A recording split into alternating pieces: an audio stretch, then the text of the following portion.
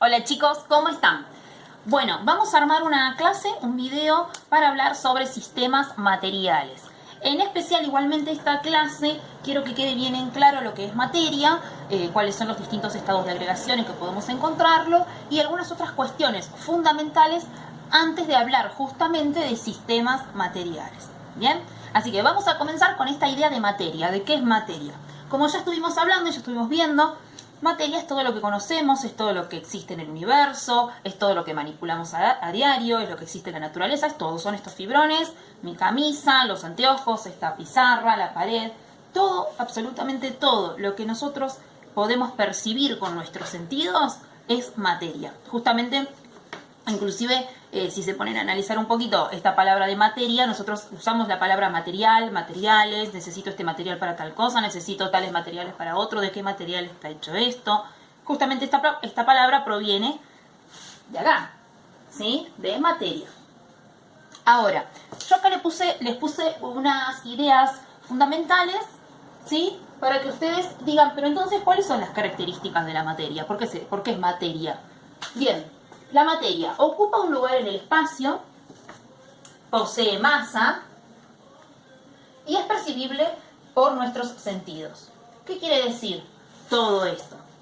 Ocupa un lugar en el espacio significa justamente que la materia es por sí misma, no puede permitir que haya otro cuerpo o otro objeto en ese mismo lugar. O sea, si yo tengo este fibrón en este espacio físico, está ocupando un espacio, y yo no puedo poner otro objeto en el mismo lugar. Tengo que ponerlo o encima, o debajo, o a un costado, pero en este mismo espacio físico que está ocupando este objeto, este cuerpo, yo no puedo introducir y que haya dos cuerpos en el mismo espacio. Este fibrón ocupa un espacio y este otro espacio. Ustedes fíjense inclusive en experiencias de nuestra vida cotidiana. ¿Cuántas veces no les ha pasado que un vaso o una taza con agua, por ejemplo, se rebalsa cuando le queremos introducir otra cosa? Si yo hiciera una experiencia y les diera un vaso con agua y le empezamos a poner piedritas, se van a ir dando cuenta que el nivel de agua empieza a subir hasta que inclusive si seguimos introduciendo piedras va a rebalsar. ¿Por qué? Porque el agua tiene que dejar espacio para ese otro cuerpo o objeto que estamos introduciendo. Esas son cosas que nos han pasado habitualmente, ¿sí? Y se debe a esta característica, que la materia ocupa un lugar en el espacio, ¿sí? Otra de las características es que posee masa. La masa justamente se está refiriendo a la cantidad de materia que posee este cuerpo. Es decir, ocupa un lugar, pero también posee una cierta cantidad de masa. ¿Y nosotros cómo medimos eso? En gramos, en kilogramos, lo que nosotros habitualmente llamamos peso. Aunque no es lo mismo peso que masa, solemos llamarlo de esa manera, ¿sí? Quizás si han tenido física en años anteriores han podido ver lo que es peso, que es una fuerza. Nosotros podríamos llegar a tocarlo igualmente para que ustedes vean la diferencia, pero recuerden que masa es la cantidad de materia que tiene ese objeto, ese cuerpo, esa sustancia, ¿sí? Fíjense, en masa podemos ponerlo en gramos, en kilogramos, ocupa un lugar en el espacio, litros, centímetros cúbicos, ¿sí? ¿Cuánto lugar ocupa tal cosa? ¿Y cuánta masa posee esa cosa? ¿Sí? Ahora, ¿es perceptible por nuestros sentidos? Y sí, claramente. Nosotros tenemos la vista, el tacto, el olfato. De alguna manera, esa materia la vamos a percibir de alguna forma, ¿sí? Ya sea tocándola, oliéndola. A veces tenemos esa ilusión de que si no lo vemos, no está, o si no existiera. Y sin embargo, ustedes inclusive hay muchas cosas que las olfatean, ¿sí? Un olor a algo, qué rico olor a mandarina te estás comiendo. O sea, hay ciertas partículas que las estamos percibiendo con nuestro olfato. Entonces, estamos percibiendo esa materia. Si bien no podemos verla porque las partículas son demasiado pequeñas, pero sí las estamos de alguna manera percibiendo, ¿sí? Entonces, estas tres cuestiones fundamentales de la materia justamente hacen que sean las características principales de la materia. Ahora, ¿en qué estado se presenta la materia en la naturaleza? Existen tres estados de agregación de la materia. Eso lo van a recordar seguramente, inclusive en la primaria, nos enseñan ya de chiquititos de que la materia se presenta en estado sólido, líquido o gaseoso. Nosotros en esta instancia lo vamos a ver un poquito más, con un poquito más de profundidad. ¿Por qué existe el estado sólido, el líquido y el gaseoso? ¿Cuáles son las características de estos tres estados?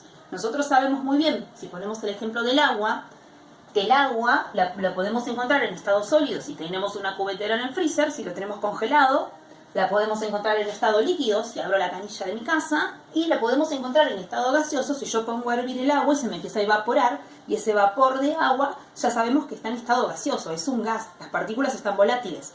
Entonces, con el ejemplo del agua, fácilmente identificamos estos tres estados de agregación. ¿Y cuál es esta particularidad? Que sigue siendo la misma materia, sigue siendo agua, no cambió la sustancia ni el cuerpo que estemos manipulando. Es decir, sigo teniendo agua, pero en tres posibles estados, ¿sí? Ahora, vamos a detenernos en observar el comportamiento de las partículas en estos diferentes estados. ¿Por qué? Porque nosotros vamos a hacer de cuenta que tenemos una super lupa potente, gigante, y pudiésemos mirar, ¿sí?, cómo se están comportando las partículas de ese material. Ustedes recuerden que todo está compuesto por átomos, moléculas, iones, y esa conformación, esa unión, esos enlaces de partículas forman justamente los diferentes materiales y diferentes compuestos que conforman todo lo que conocemos. Esa parte vamos a verla más adelante. Por lo pronto nos vamos a referir a partículas, más allá de que sean átomos o que sean moléculas. Pero por lo pronto vamos a llamarlo partículas, ¿sí? Bien, fíjense, en estado sólido, las partículas, ¿qué pasa con eso? Están sumamente juntitas, están pegaditas, tienen como mucha fuerza de atracción una con la otra, fuerza de cohesión se llama. Están súper pegadas. Como no se están pudiendo separar, justamente es como si todos estuviésemos encerrados en un cuarto y fuésemos un montón, todos pegaditos, no tuviésemos energía para poder movernos, no nos podemos mover. Entonces estamos quietitos todos juntos. Eso es el estado sólido. Esto está en estado sólido. Si yo pudiese mirar con esta lupa súper gigante las partículas de algo en estado sólido, vería que las partículas están sumamente pegadas una con la otra, como en el diagrama, en el dibujo, lo acabo de dibujar. ¿Qué pasa acá? Si yo tomo algo sólido, yo puedo transportarlo, porque justamente al no poder moverse estas partículas, yo puedo hacer que algo en estado sólido mantenga su forma. Entonces yo agarro el fibrón, lo transporto de acá para acá, ¿no? Agarro mi botellita de agua, la agarro, la transporto de acá para acá, y sigue teniendo la misma forma, sigue teniendo el mismo estado, no modifica nada, yo puedo transportarlo, sigo ocupando el mismo lugar, en vez de ocuparlo acá, lo ocupo acá. ¿Bien? ¿Qué pasa ahora con los líquidos? Con los líquidos, si bien las partículas se encuentran moviéndose, se encuentran juntas, están más liberadas. Ustedes mismos pueden notarlo. Si tienen un vaso con agua o un recipiente grande con agua, van a ver que las partículas, si bien el agua está toda junta, también se está moviendo. Entonces, cierta libertad tienen estas partículas. No están tan pegadas como acá. Acá, si yo quisiera apretarlas, ya no me queda espacio entre ellas para poder apretarlas más, para poder juntarlas más. Si yo quisiera juntarlas, no podría. En cambio, en un líquido queda cierto espacio entre cada partícula, hay todavía un poquitín. Entonces yo los líquidos, un poquito, si quisiera juntarlas, podría un poco juntarlas, porque tienen cierta movilidad y cierta flexibilidad una con la otra, ¿sí? Es más, ustedes si tienen un recipiente con agua, no es que tienen un pedazo de agua por acá, un pedazo de agua por allá. El agua se mantiene junta, porque quieren estar juntas, pero con cierta movilidad, ¿sí? Ahora, fíjense lo que pasa con un estado gaseoso. Con un estado gaseoso, la libertad que tienen estas partículas, fíjense que es mucho mayor. Están completamente solas. O sea, no se unen, no están una partícula pegadita con la otra. Ni siquiera se quieren arrimar, como en este caso, como en el caso de los líquidos que están juntas, quieren estar juntas. En este caso se disparan y se separan completamente, ¿sí? Esto ustedes lo ven cuando hierven agua, cuando algo se evapora. Inclusive un claro ejemplo, quizás más visible para poder comprender mejor el comportamiento de los gases, es cuando nos estamos bañando y vieron que si nos quedamos en la ducha, empieza a haber vapor en el baño. Ahora, si nos quedamos más tiempo en la ducha, ese vapor, esa bruma que hay en el baño se intensifica cada vez más, es cada vez más potente, pero no es que hay un poquito de vapor en un lado y en el otro lugar no hay nada de vapor, es en forma pareja. ¿Por qué? Porque los gases son tan dispersos, tienen tanta energía que van a querer moverse por todo el lugar que tengan disponible. Si tengo un lugar más reducido, se van a estar las partículas moviéndose permanentemente ahí adentro. Si tengo un lugar más grande, también van a estar moviéndose por todo ese espacio que tengan. Pero obviamente, al haber cada vez más partículas, la nebulosa es como que cada vez se intensifica más, ¿sí? Porque el espacio sigue siendo el mismo y cada vez tengo más partículas de gases, de agua, en el caso de la ducha. Entonces, ese es un claro ejemplo del comportamiento de los gases, ¿sí? Bien, ahora, fíjense cómo, a simple vista, los tres estados de agregación poseen las mismas partículas, pero el comportamiento es distinto, ¿sí? Yo en la guía les dejé algunas cuestiones para que ustedes presten atención y se pregunten, si observamos este comportamiento, ¿cómo es la forma de un sólido? ¿Cómo es la forma de un líquido o de un gaseoso? Con respecto al volumen, ¿qué pasa con el volumen? ¿Los sólidos mantienen siempre su volumen?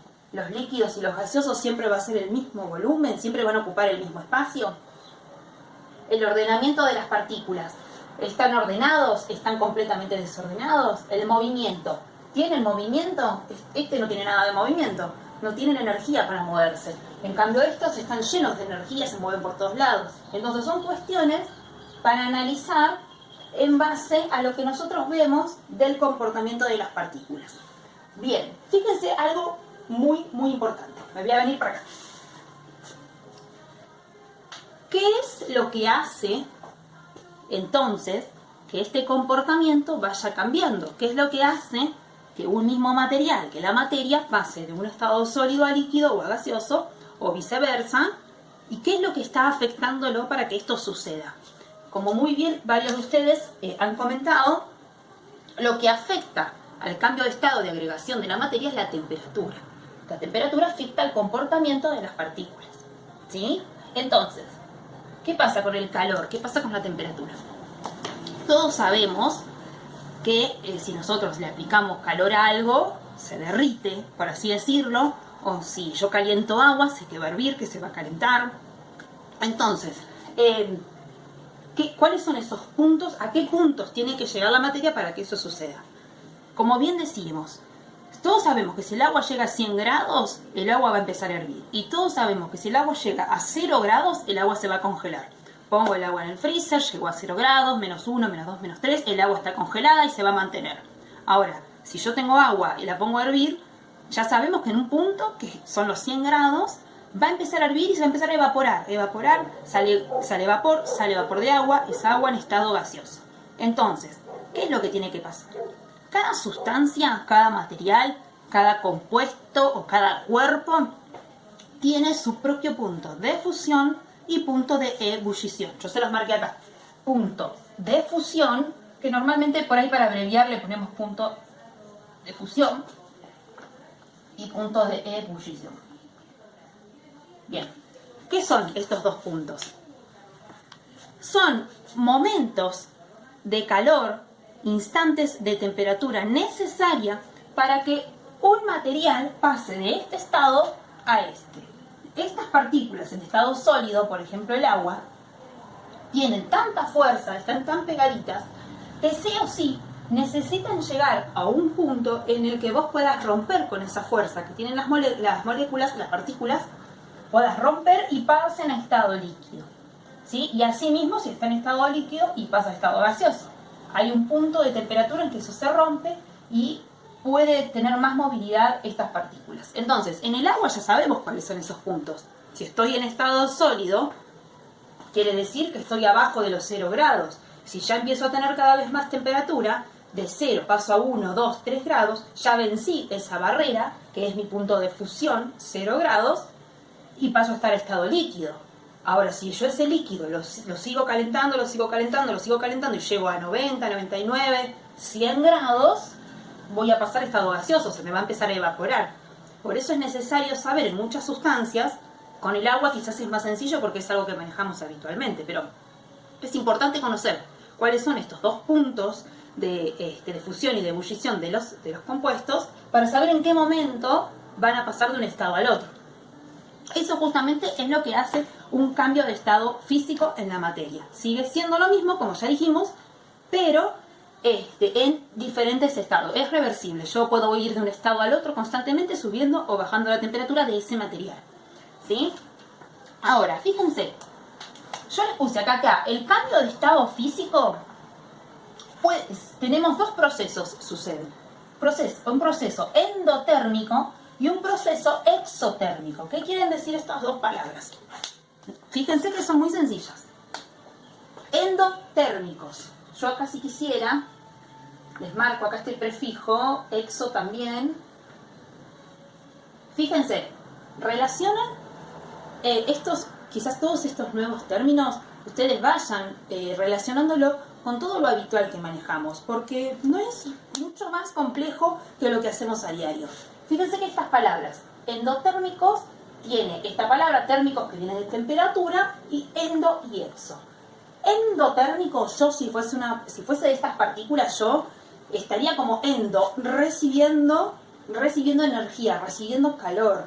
Si yo soy una partícula y me están dando cada vez más calor, cada vez más temperatura, me empiezo a mover cada vez más y tengo cada vez más energía. Por eso justamente si tengo agua líquida y le doy calor, le doy energía, ¿qué pasa con estas partículas? Empiezan a moverse cada vez más, se empiezan a separar. Entonces estoy recibiendo temperatura. Endotérmico, es un proceso endotérmico. Recibo, absorbo energía. ¿Sí? Si yo fuese la partícula. Ahora, exotérmico, exo significa como sacar, exhalar, sacar, que sale, ¿sí? Que despido. Entonces, exotérmico significa que libero energía, me estoy enfriando, ¿sí? Justamente, fíjense, si yo estuviese en estado líquido, me sacan de la canilla, si yo soy una partícula de agua, me sacan de la canilla, no sé, 20 grados, estoy en una cubetera, me voy al freezer y de 20 grados estoy empezando a bajar mi temperatura. Entonces la energía que yo tenía la estoy empezando a perder y mis partículas cada vez se empiezan a juntar más, se juntan porque tienen cada vez menos energía y pasan a estar sólidos. Estoy liberando energía, me estoy enfriando. Yo igualmente acá se los marco, fíjense, se calienta y se enfría. Endotérmico, absorbo energía. Exotérmico, libero energía. O me caliento o me enfrío, ¿sí? Y eso, justamente, estos procesos, cuando suceden, cuando estoy cambiando la temperatura y altero el comportamiento de la materia, ¿sí?